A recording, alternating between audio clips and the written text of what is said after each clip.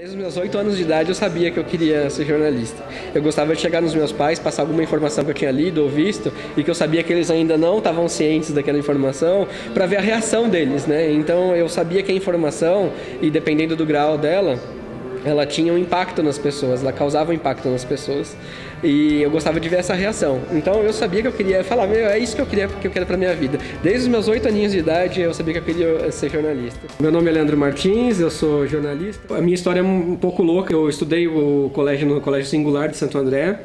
Eu tive bolsa lá de 3 anos, porque quando eu saí da escola, do ensino fundamental, eu fiz a prova lá, fui o segundo colocado, então peguei 3 anos de bolsa 100%. Eu estudei num baita colégio particular sem pagar um centavo. E aí de lá, o sistema anglo ele foca muito vestibular nas universidades públicas, né? E eu prestei só as públicas. E passei na USP, na ECA.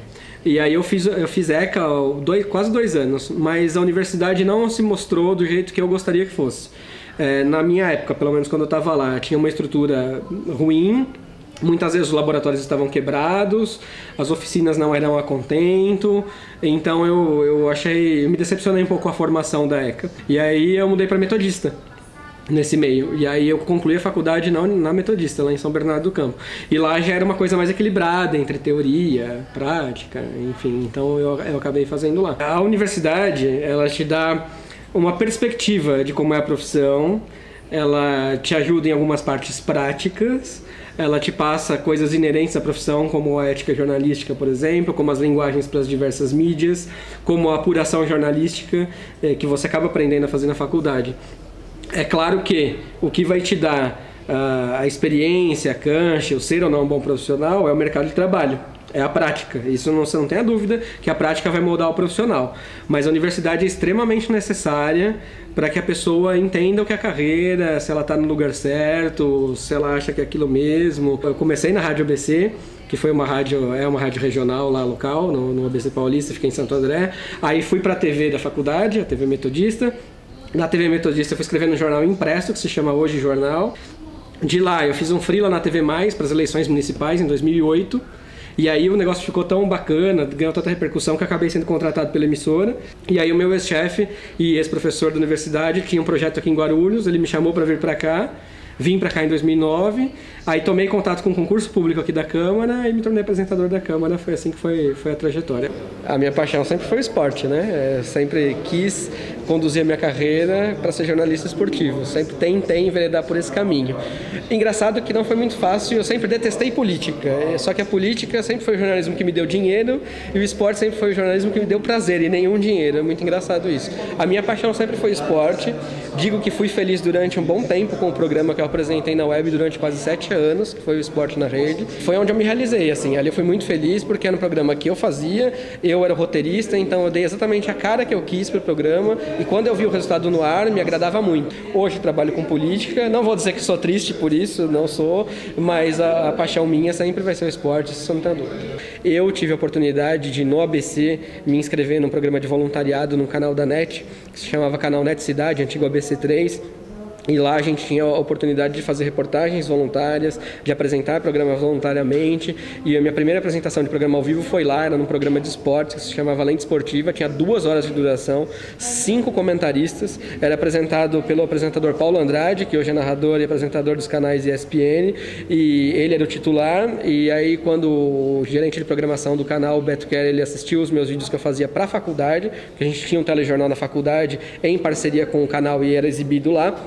Ele viu, ele gostou do que ele tinha visto, ele falou, olha, quando o Paulo Andrade, só o Paulo Andrade, imagina, não puder vir, eu queria que você viesse. Aí um dia me ligaram à tarde, ele não pôde, 5h30 e tal, aí falaram, você aguenta o tranco? Eu aguento, né? Então você vai. No primeiro programa eu estava tremendo mais que vara verde, era difícil conter os apresentadores, porque eles eram todos já casca grossa, né? Tudo macaco velho, então eles vinham, entravam na fala. E aí o Paulo Andrade, até por conta das questões profissionais, ele começou a se ausentar mais e eu fui assumindo mais o lugar dele e com a sequência você vai pegando a prática. Aí, então eu fui sacando como é que eu pegava a palavra para mim, como é que eu saía de uma saia justa, até colocar os comentaristas na linha. Então é assim que se começa. Televisão, eu sempre digo que toda obra em televisão, ela é fruto de um trabalho coletivo, ela passa por muitas mãos. A gente tem produtores, assistentes de produção, os cinegrafistas, os iluminadores, os editores, quem faz o conteúdo final pós-produção, quem opera o switcher, todo mundo tem a sua responsabilidade, todo mundo tem a sua parte de contribuição para que o trabalho final seja bom. O trabalho de quem está à frente da câmera é tão importante quanto aquele que está atrás da câmera, porque o seu trabalho sair bom depende do dele sair bom, e o dele sair bom depende do seu sair bom. Não adianta nada o cinegrafista fazer uma ótima imagem e você ser um péssimo repórter, e fazer um off ruim, um texto péssimo que não vai valorizar a imagem que ele fez. Assim como não adianta você ser um baita repórter, um baita apresentador e o cinegrafista não saber fazer imagem para valorizar o seu trabalho, o cara que cortar errado, não adianta, o editor não saber editar. Então, toda a obra em TV é coletiva. E até um recado que eu dou para muita gente acha que TV é o glamour, né? É você ser o artista, e não é. Muita gente que trabalha, inclusive em emissora grande, não ganha tão bem. É um trabalho que você precisa ter foco sempre e sempre ser parceiro da sua equipe, sempre valorizar a sua equipe. Você não é estrela.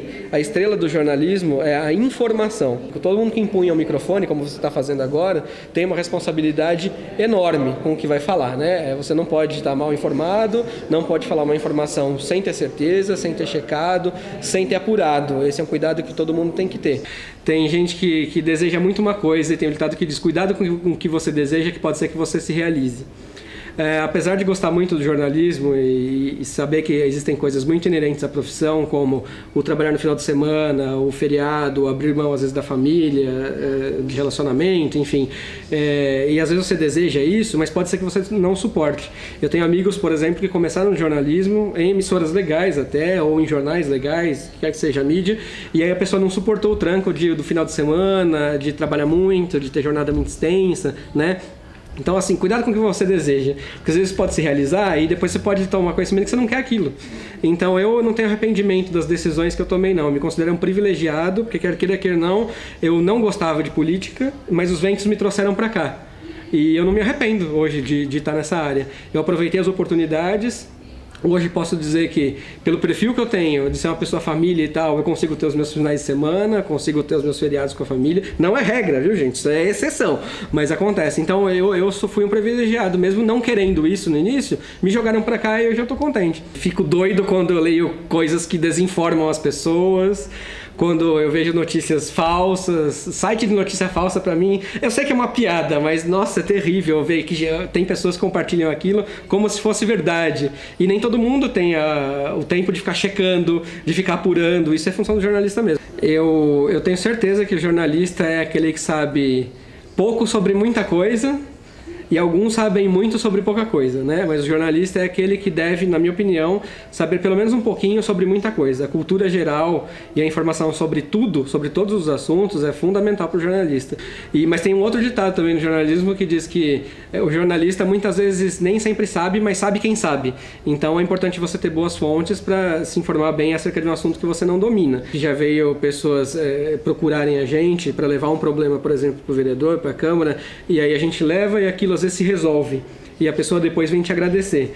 É claro que não é função do jornalismo resolver os problemas. A gente está aqui para noticiar, para informar, né? Para passar, aqui tem um problema, e aí? Mas às vezes você faz uma reportagem de determinada maneira, que aquela pessoa te trouxe a pauta, aquela pessoa da população, e aí você leva pro interessado, até como informação, você passa no telejornal, passa num programa e leva pro vereador, leva pra autoridade, e aquilo se resolve. É muito legal pra gente ver que a gente pode ajudar um pouquinho que seja a vida de alguém a ser melhor. Então já teve momentos sim que a gente sai satisfeito, seja de um programa, de uma sessão, de uma reportagem que você fez e fala, pô, é isso, foi pra isso que eu entrei nessa carreira.